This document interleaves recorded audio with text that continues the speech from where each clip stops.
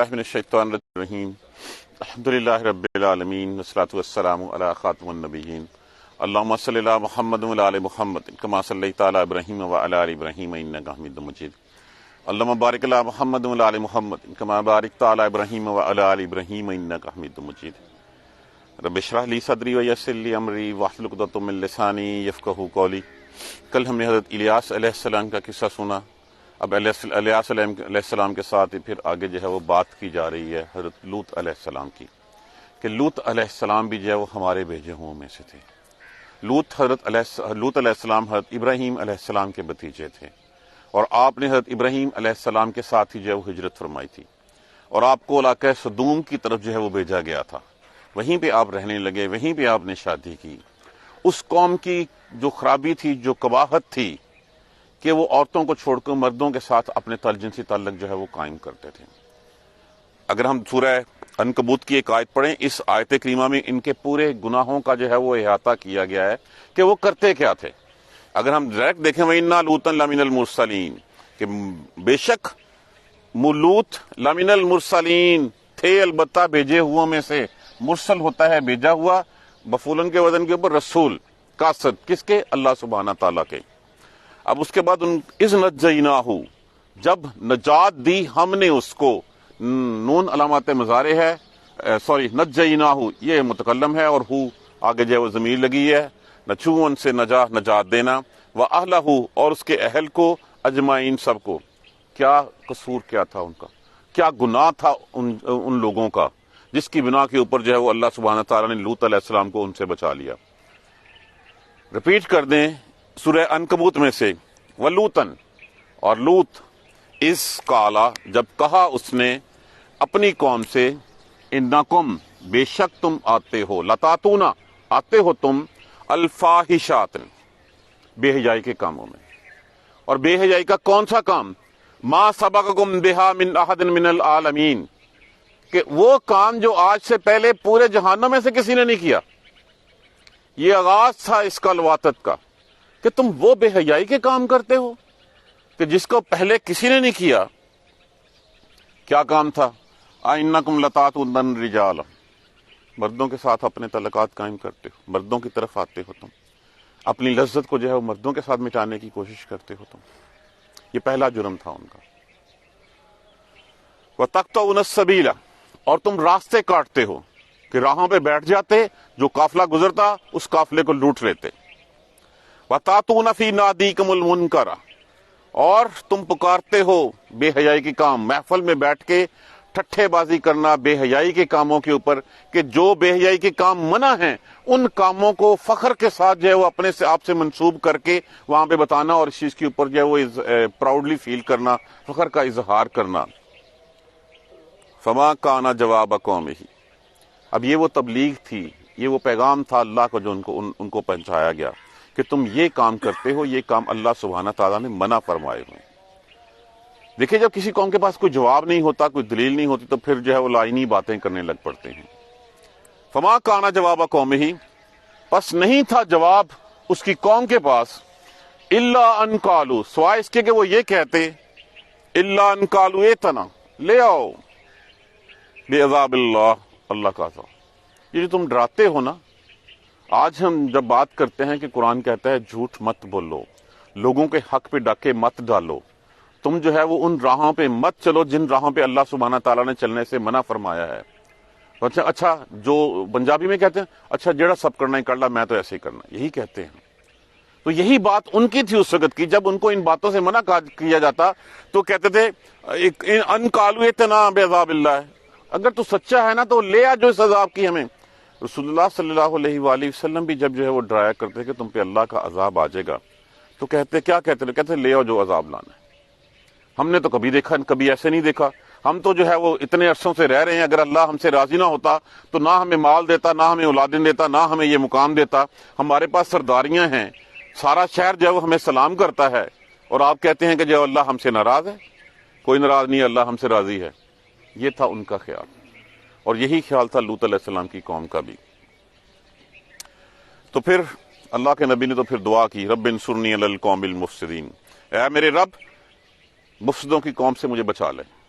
یہ جو یہاں پہ کہا گیا نا اذ نجیناہ، یہ اسی دعا کا نتیجہ ہے کہ جب بچا لیا ہم نے، نجات دی ہم نے اس کو، وَأَهْلَهُ، اور اس کے اہل کو، اجمعین، سب کے سب کو۔ کون؟ اللہ کی سنت ہے کہ جب کسی قوم پہ عذاب آنا ہوتا ہے اللہ ایمان والوں کو وہاں سے نکال لیتا۔ اب کسی بھی نبی کا قصہ پڑھ کے دیکھ لیجئے، آپ حضرت ہود کا پڑھ لیجئے، صالح کا پڑھ لیجئے، جس کا بھی پڑھ لیجئے، آپ کو یہی نظر آئے گا کہ ایک حد تک سمجھایا گیا، ایک حد تک مہلت دی گئی، جب مہلت پوری ہو گئی تو اللہ سبحانہ تعالیٰ نے ان کو جو ہے وہ نکال لیا وہاں سے، اور اس کے بعد باقی لوگوں کو جو ہے وہ تباہ و برباد کر دیا۔ جب بچا لیا ہم نے اس کو، وَأَهْلَهُ، اور اس کے اہل کو، اجمعین، سب کو، الا، مگر، عجوزن عاجز، عجوز سے بڑھیا، جو عاجز سے ایک بڑھیا، فی الغابرین، غابرین لفظ کس سے ہے؟ غبوروں سے، غباروں سے۔ جب کوئی گاڑی یا گھوڑا دوڑتا ہے اس کے پیچھے ایک مٹی اڑتی ہے، جو پیچھے غبار اڑتا ہے، غبار پیچھے رہ جاتا ہے، لوگ آگے نکل جاتے ہیں، اسی سے غبورن سے جو ہے وہ غابرین ہے، مگر بڑھیا اس کی پیچھے رہ جانے والوں میں سے تھی۔ کون تھی؟ یہ بیوی تھی حضرت لوط علیہ السلام کی، یہ کافرہ تھی، آپ نے شادی وہیں پہ آ کے ان سے کی تھی۔ یہ ان کا قصور کیا تھا کہ وہ جس وقت گھر کی ساری خبریں ان کافروں کو پہنچایا کرتی تھی۔ یہ وہی عورت تھی جب فرشتے جو ہیں وہ اللہ سبحانہ تعالیٰ کی طرف سے جو ہے وہ اس بستی کی تباہی کے لیے حضرت لوط علیہ السلام کے پاس آئے ہیں، فرشتے نوعمر لڑکوں کے روپ میں آئے تھے، تو جا کے خبر کرنے والی بھی یہی تھی۔ یہ الا عجوزا فی الغابرین، مگر ایک بڑھیا وہ پیچھے رہ جانے والوں میں سے تھی۔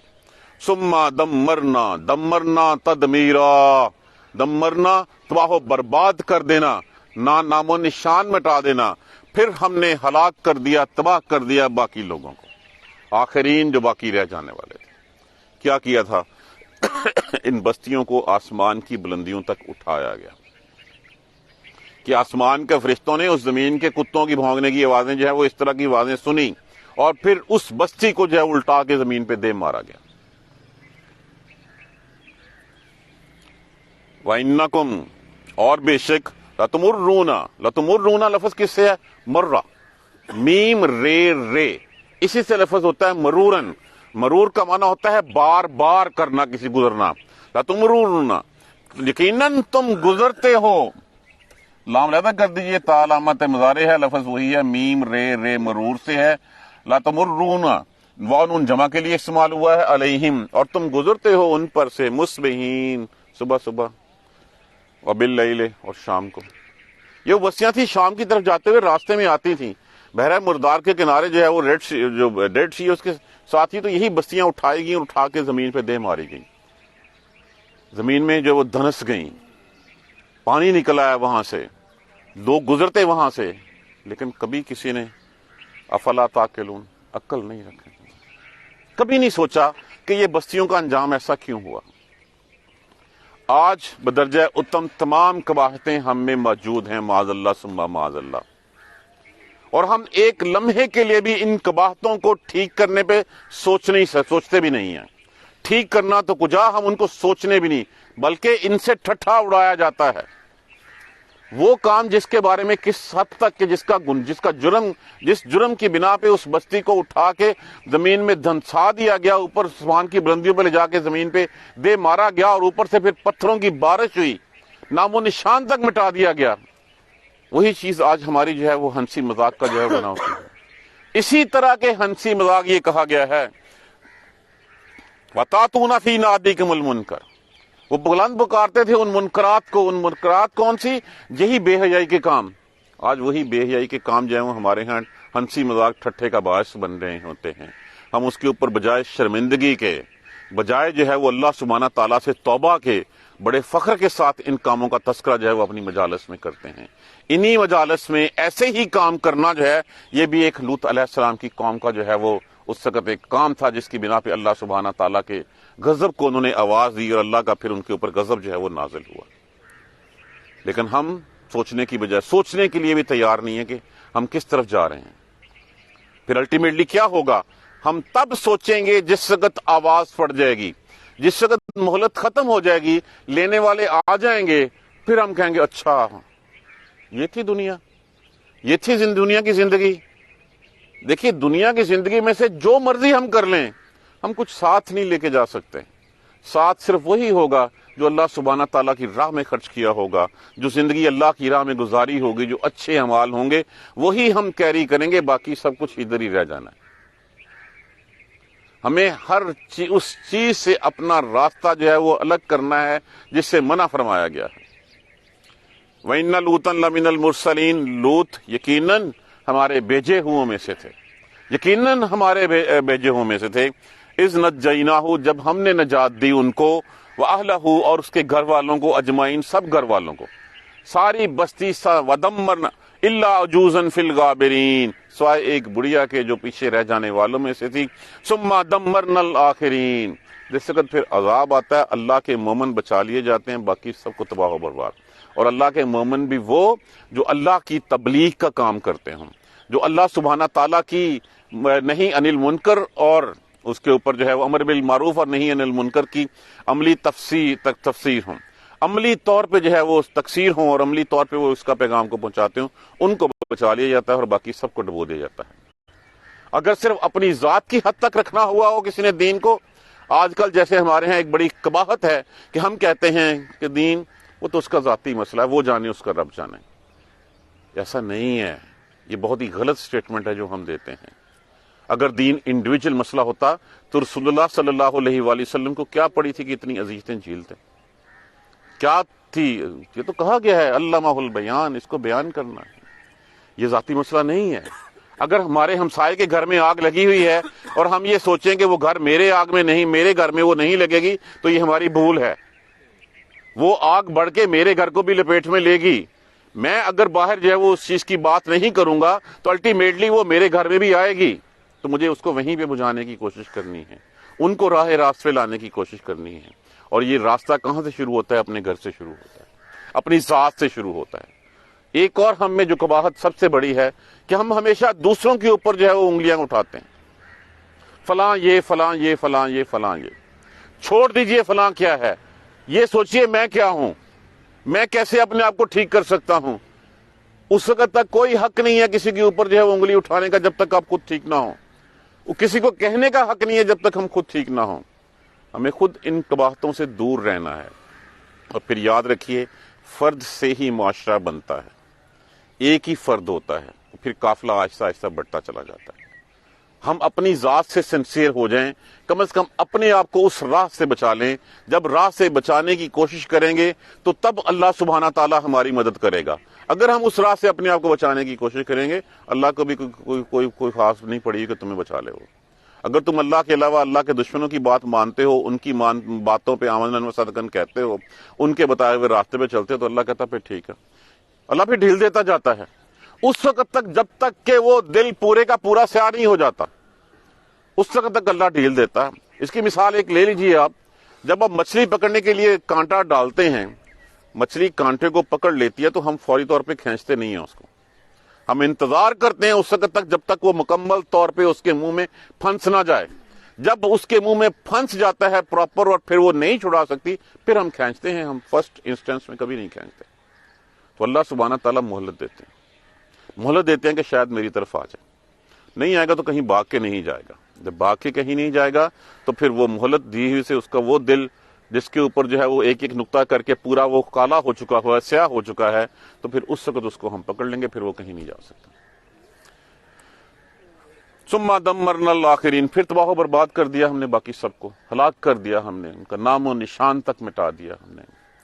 وَإِنَّكُمْ لَتَمُرُّونَ، اور یقیناً بے شک تم گزرتے ہو علیہم ان پر سے، مصبحین. کیا ہم روز قبرستان سے نہیں جاتے؟ کہاں گئے وہ دعوے کرنے والے جن کے جو کہتے تھے ہمارے بغیر یہ دنیا چل نہیں سکتی؟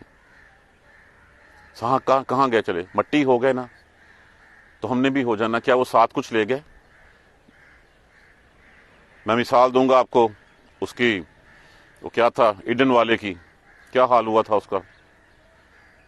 ڈاکٹر امجد کیا نام تھا اس کا، کیا حال ہوا اس کا؟ پیسے لے گیا ساتھ وہ کہیں پہ؟ اگر وہ لوگوں کے حقوق غصب کر کے لوگوں کو نہیں بچ سکا اور لوگ اس کی قبر کے اوپر جا کے جوتے مارتے ہیں، معاذ اللہ ثم معاذ اللہ، یہ دنیا میں اس سے کم، اس سے بڑھ کے کوئی اور ذلیل و رسوائی ہے؟ تو اللہ سبحانہ تعالیٰ تو دنیا میں بھی جو ہے وہ اس کا بدلہ جو ہے وہ دیتے ہیں، اور پھر آخرت کے لیے تو عذاب تیار ہے۔ تو جب ہم گزرتے ہیں، جب ہم چیزیں دیکھتے ہیں ایسی، صبح شام ان سے گزرتے ہیں، صبح شام ان چیزوں کو دیکھتے ہیں، افلا تعقلون، عقل کیوں نہیں رکھتے؟ پھر ہم کیوں نہیں سوچتے؟ کب سوچیں گے ہم؟ دیکھیے یہ قرآن ہمیں جگانے کے لیے آیا ہے، نہیں جاگیں گے تو پھر سوئے رہیں۔ ہم نے اپنی زندگیوں کے 50 60 70 سال اسی طرح سوتے ہوئے گزار دیے ہیں۔ یہ بھی اللہ کی رحمت ہے ہمارے اوپر کہ اللہ نے ہمیں اس مقام کے اوپر آ کے جو ہے وہ اللہ نے ہمیں جگانے کی کوشش کی ہے۔ اگر ہم جاگ جائیں گے تو راستہ سیدھا پکڑ لیں گے، نہیں جاگیں گے تو پھر انجام تو سامنے لکھا ہوا ہے۔ اللہ سے دعا کریں اللہ سبحانہ تعالیٰ ہمیں اس قرآن کی روشنی کو اپنے اندر سمونے کی جو ہے وہ ہمت دے، ہمیں توفیق دے کہ ہم اس قرآن کو جو ہے وہ اپنے اندر جو ہے وہ ابزارو کر لیں اور اس کے مطابق اپنی زندگیاں گزارنے کی کوشش کریں۔ جزاک اللہ خیر۔ سبحانک اللہم و بحمدک، اشہد ان لا الہ الا انت، استغفرک و اتوب الیک۔ اعوذ باللہ من الشیطان الرجیم، بسم اللہ الرحمن الرحیم۔ الحمدللہ رب العالمین، الحمدللہ رب العالمین، الحمدللہ رب العالمین۔ اللہم صلی علی محمد و علی آل محمد کما صلیت علی ابراہیم و علی آل ابراہیم انک حمید مجید۔ اللہم بارک علی محمد و علی آل محمد کما بارکت علی ابراہیم و علی آل ابراہیم انک حمید مجید۔ ربنا لا تؤاخذنا ان نسینا او اخطانا ربنا ولا تحمل علینا اصرا کما حملته علی الذین من قبلنا ربنا لا تحملنا ما لا طاقة لنا به واعف عنا واغفر لنا وارحمنا انت مولانا فانصرنا على القوم الكافرين۔ ربنا لا تزغ قلوبنا بعد إذ هديتنا وهب لنا من لدنك رحمة إنك أنت الوهاب رب اغفر وارحم وأنت خير الراحمين۔ یا رب ارحمهما كما ربياني صغيرا، یا رب ارحمهما كما ربياني صغيرا، یا رب ارحمهما كما ربياني صغيرا۔ اللهم اغفر لنا وارحمنا، اللهم اغفر لنا وارحمنا، اللهم اغفر لنا وارحمنا۔ ربنا تقبل منا، ربنا تقبل منا، ربنا تقبل منا۔ اللهم اهدنا الصراط المستقيم، اللهم اهدنا الصراط المستقيم، اللهم اهدنا الصراط المستقيم۔ ربنا تقبل منا انك انت السميع العليم وتب علينا انك انت التواب الرحيم۔ الحمد لله رب العالمين، آمين۔